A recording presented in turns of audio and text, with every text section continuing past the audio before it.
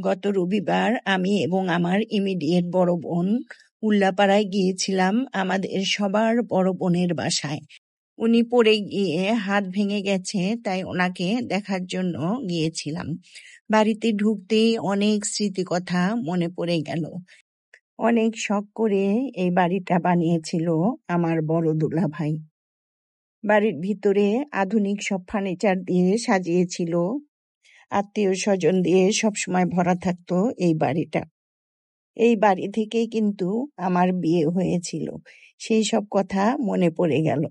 আমি সেই সমস্ত স্মৃতিকথা মনে করছিলাম আর ভাবছিলাম যে ওই যে দেখছেন ঘরটা, ওই ঘরটাতেই আমি বউ সেজে বসেছিলাম এবং ওই জানালা দিয়েই আমি প্রথম বরকে দেখেছিলাম।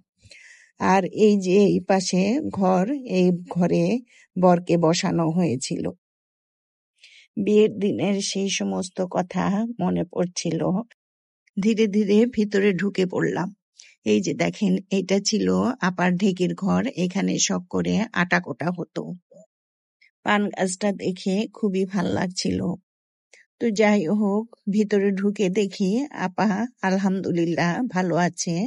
তো সারা রাত তিন বোনের অনেক গল্প হলো। ফজরের নামাজ পড়ে তিন বোন মর্নিং ওয়াকে বের হলাম। এই রাস্তাটা দেখে অনেক ভালো লাগলো। উল্লাপাড়া নবগ্রামের অনেক উন্নত হয়েছে। কুয়াশা মাখা সকালের আবহাওয়ায় শরীর মন দুটোই ঝরঝরে হয়ে উঠল। দেখেন কি সুন্দর শাপলা ফুল ফুটে আছে, দেখে মনটা উৎফুল্ল হয়ে উঠল। আর এই যে সবুজ সজনা পাতা, আমার বড় বোন এই পাতার লোভ সামলাতে পারল না, সে সজনা পাতাগুলা তুললো ভর্তা করে খাওয়ার জন্য।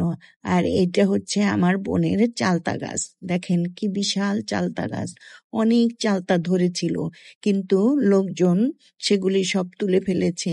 তো আমরা খুঁজছিলাম যে দুই একটা চালতা পাওয়া যায় কিনা। এই গাছের ফাঁকে দেখলাম অনেক উঁচুতে দুই তিনটা চারটা চালতা ধরে আছে, অনেক উঁচুতে, তাই পারতে পারলাম না। এটা হচ্ছে আপার কলা গাছ, এটা বিচি কলা। তো আমার বড় বোন কয়েকটা কলা হাত দিয়ে পারলো। এই কলা দিয়ে নাকি একটা চচ্চড়ি করা হয়, যেটা নাকি ছোটবেলায় আমার মা আমাদের খাইয়েছে। সেই রান্নাটা সে রান্না করবে বলে কয়েকটা কলা হাত দিয়ে পারলো। এই যে দেখেন চারটা কলা। সজনা পাতা আর এই বিচি কলা নিয়ে আমরা ভিতরে ঢুকলাম। তারপর তেলের পিঠা দিয়ে আমাদের সকালের নাস্তা হলো। আবার তিন বোনের গল্প শুরু হলো। ভিডিওটা কেমন লাগলো কমেন্টস করে জানাবেন।